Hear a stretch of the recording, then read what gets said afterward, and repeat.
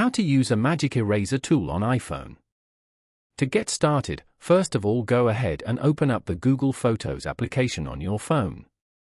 Once inside, stay on the Photos tab and select the photo you wish to edit from your gallery. Tap the Edit button at the bottom to access the editing tools. Navigate to the Tools tab at the bottom right. This section contains advanced editing features. From here, tap on the Magic Eraser option. Simply draw or brush over any unwanted objects in your photo. Google Photos automatically removes the object, seamlessly filling in the background. When satisfied with the edit, tap on Done in the bottom right corner. Finally, tap on Save to apply the changes and save the new version of your photo.